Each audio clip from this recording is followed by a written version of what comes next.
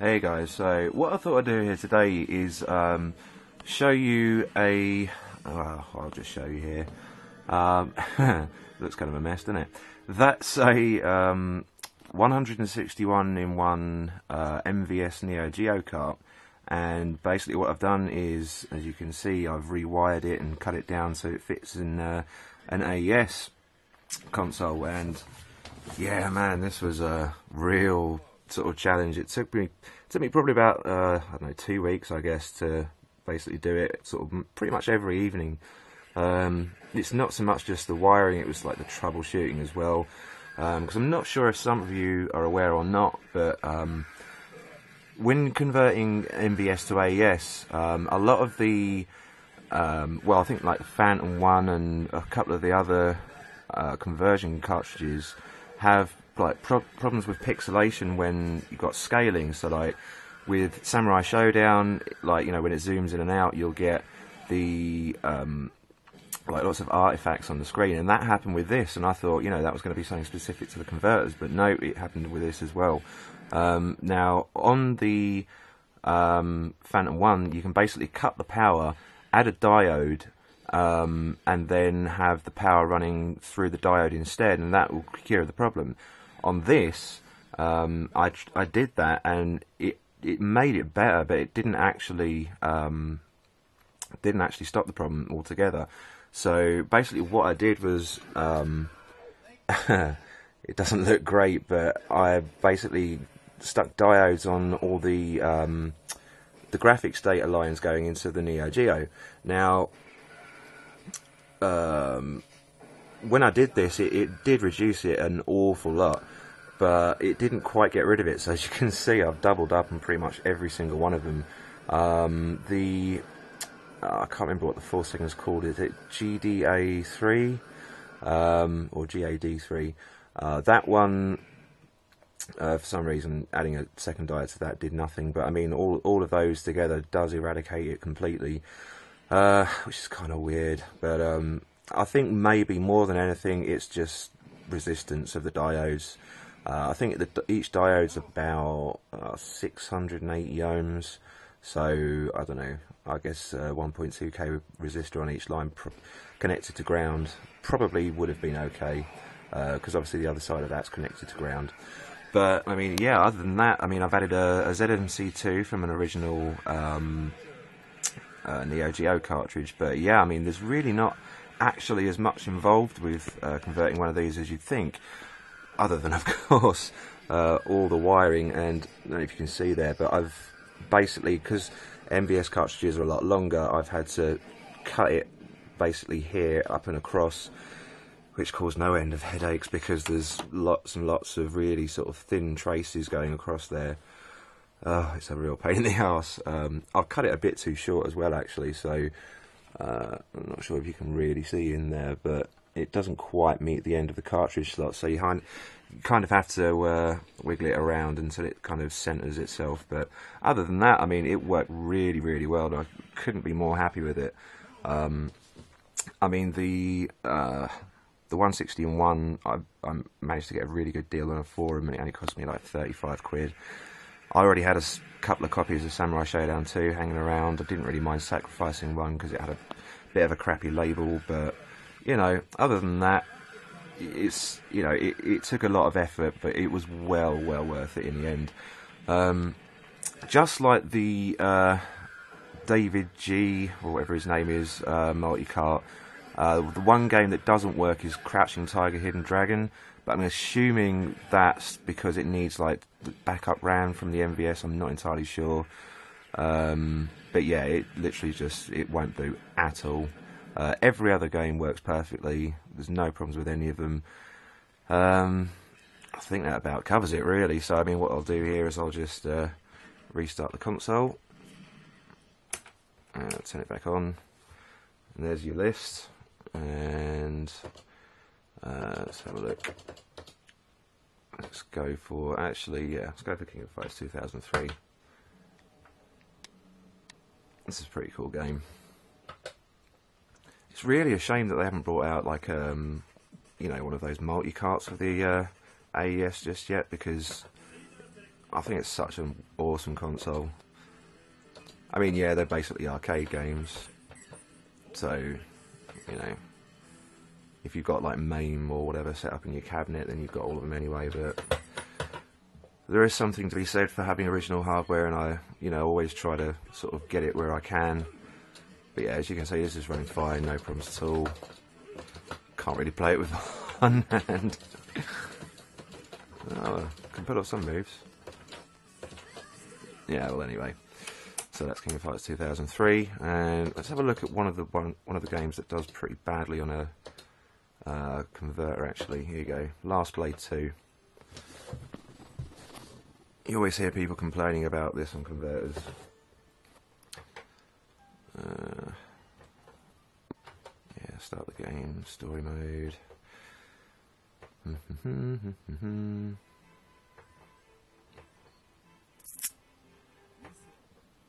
Yeah, get into the game. I'll just jump away and pause it.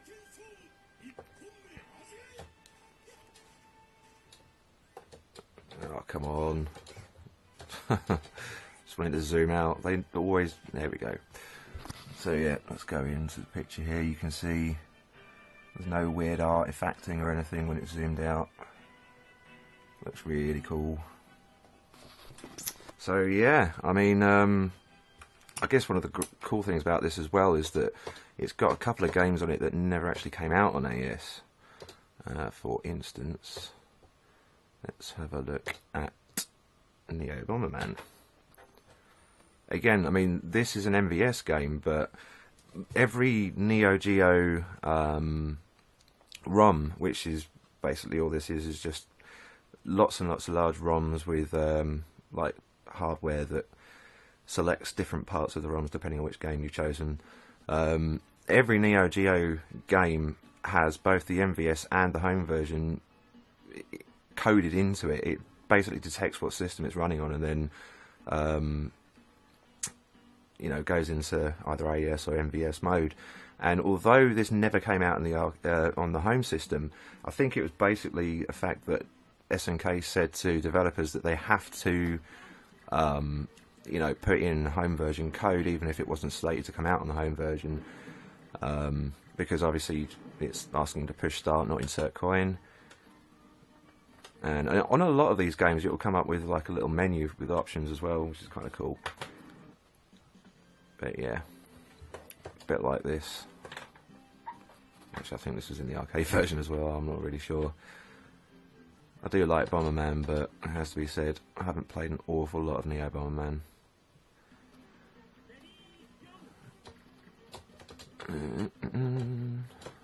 Used to play it. I used to play like the Mega Drive Bomberman a lot when I was younger. But yeah, I mean, I would definitely wouldn't recommend doing all this wiring. You know, it took so long for me to do it, and you know, I'm obviously quite experienced at soldering and all the rest of it. Not that you know by looking at that clusterfuck there, but you know, it's probably not worth the effort, especially if you're, you know, not all that confident with the soldering. I wouldn't even think about attempting it. But you know, just for completeness sake anyway, I'm going to put the images that I used as reference in the description box below. It's basically just a couple of images that I took off of the NeoDev wiki and sort of line them up with the AES pins. And I've removed the pins that this cartridge, the 161, doesn't use. If you're going to convert another game, which I'm not sure why you'd bother really, but if you were going to, then you'd probably need to revise the pinouts because it's going to be a little bit different. But we'll just put one more game on quickly. Actually, I think I'm just about to run out of time, so I might have to stop the video here. Okay, I see a jump cut coming. Bear with me. Ah, there we are. As if nothing ever happened. Yeah, I just had to delete some other videos off my phone. But yeah, I've always found as well that Samurai Showdown was much worse than last blade for the artifacting, so I'll just pop that on quickly as well. Yeah, normal. I've really got to sort out a decent camera. This phone is absolutely terrible.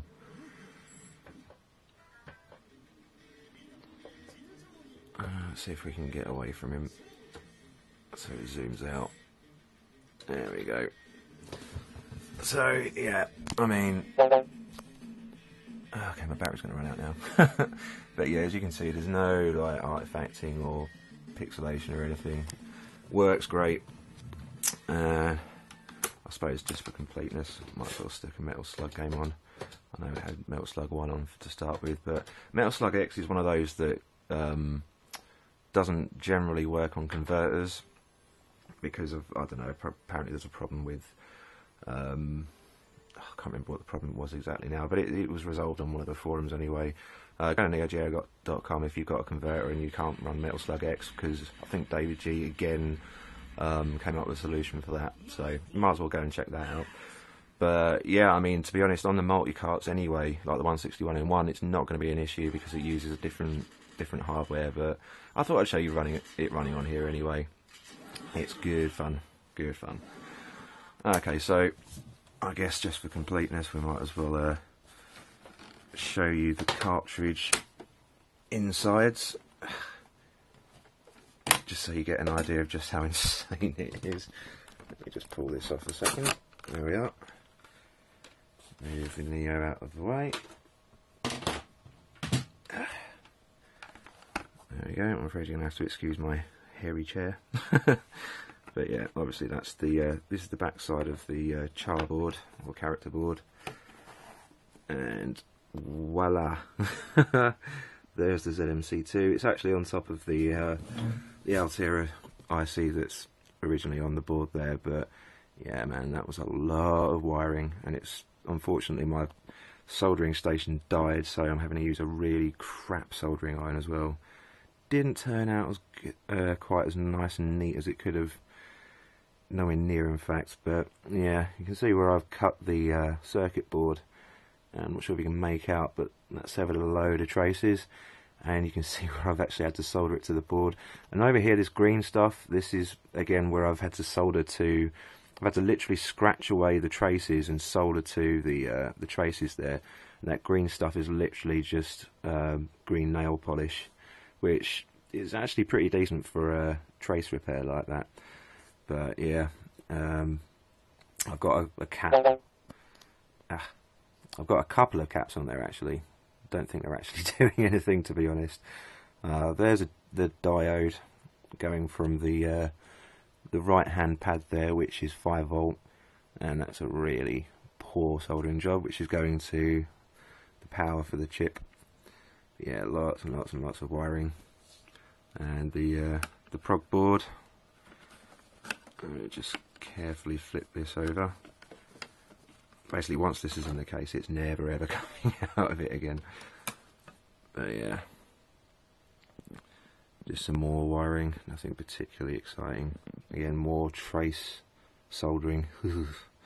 That was not fun. But yeah, I mean, I'd probably, well, I'm certainly never going to do this again because it was just such a pain in the arse. But yeah, I mean, it was definitely worth it in the end.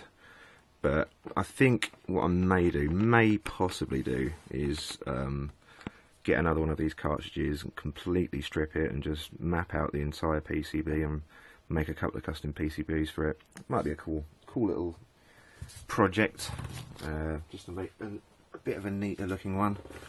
But yeah, it all fits in the cartridge okay, except for obviously the bottom, because of all the wiring there, so you can't put the dust protector plate on the bottom. But yeah, I mean, it all, other than that, fits in there quite nicely. Just close it up. And voila! It's not Samurai Spirits at all. See, the label was kind of half peeled off of this one, so weren't too worried about sacrificing it, although I'm sure Neo Geo fans out there are going to be going absolutely bonkers right now. But never mind. I'm afraid one less Samurai Spirits in the world. But it's mine, so I don't really care. But anyway, that's it for now. So, you know, as usual, comment, rate and subscribe. I will be uploading the gameplay for the gun cab pretty soon. I haven't actually had a chance to do it just yet, but yeah, let me know what you guys think. So, see you later.